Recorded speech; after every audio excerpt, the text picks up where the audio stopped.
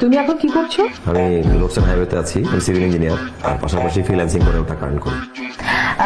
তা ভাইয়া তোমার স্যালারি কত? জি ভাবি, এটা কেমন কোশ্চেন হলো? আরে এইটাই তো আলটিমেট কোশ্চেন।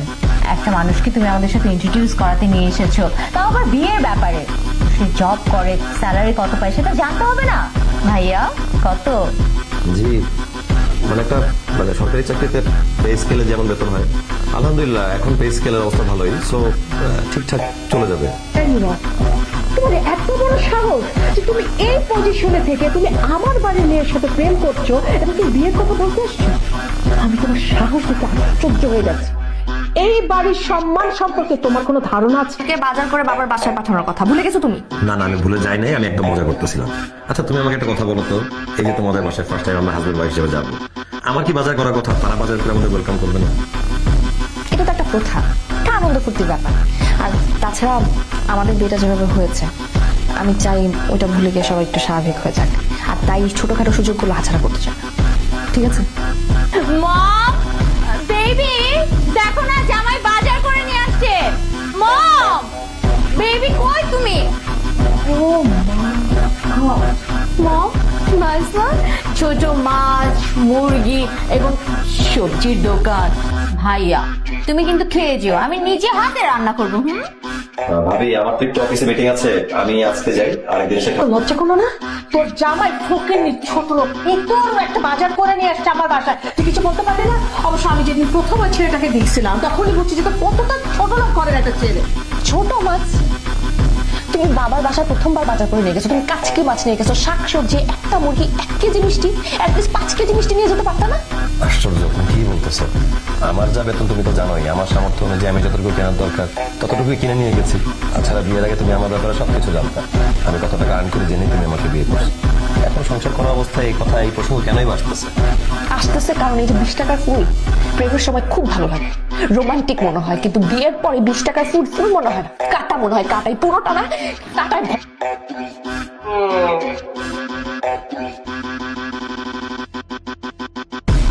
আমি যদি বিক্রি হই, তোমাদের দেওয়ার রেটে আমি বিক্রি হব না। আমার যদি নিজেকে বিক্রি করতেই হয়, আমার বিক্রি করার রেট আমি নিজেই নির্ধারণ করব।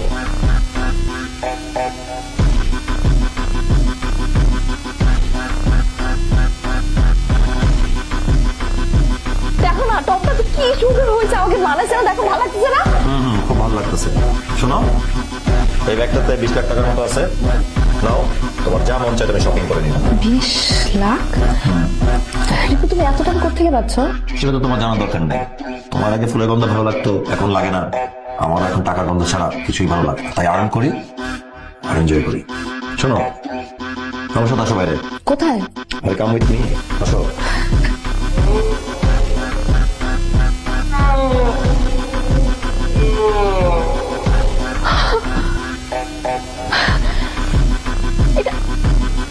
আমার? হ্যাঁ তোমার। আচ্ছা বাবা, বসো।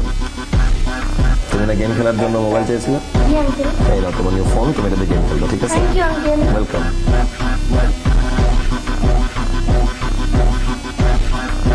হয়ে গেছে।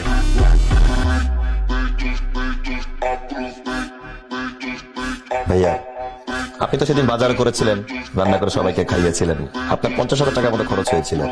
এই নেন, আপনাকে আমি 1 লাখ টাকা দিলাম, আপনি আবার বাজার করবেন এবং আবার সবাইকে রান্না করে খাওয়াবেন, ঠিক আছে? বাসা সবাইকে ডাকবেন।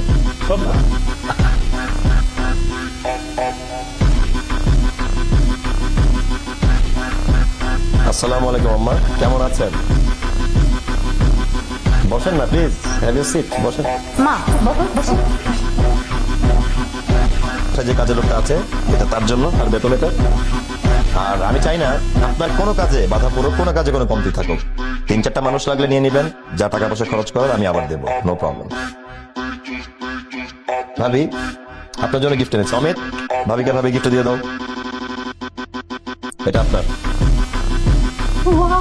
আর হচ্ছে এই গাড়ি চাবিটা রাখেন।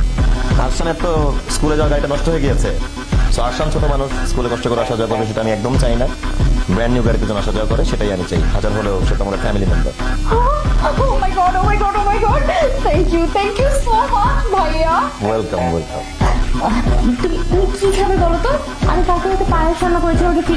ও সরি সরি সরি, ওটা তো বাসি হয়ে গেছে। আমি তোমাকে ম্যাঙ্গো জুস করে দিই, ম্যাঙ্গো জুস বেটার হবে। ম্যাঙ্গো আসলে মানুষের জীবনে কখন যে আপ ডাউন আসবে আমরা কেউ কখনো বলতে পারি না। তাই মানুষকে ছোট করে ভাবার কিছু নেই, মানুষের সাথে ছোট করে কথা বলার কিছু নেই।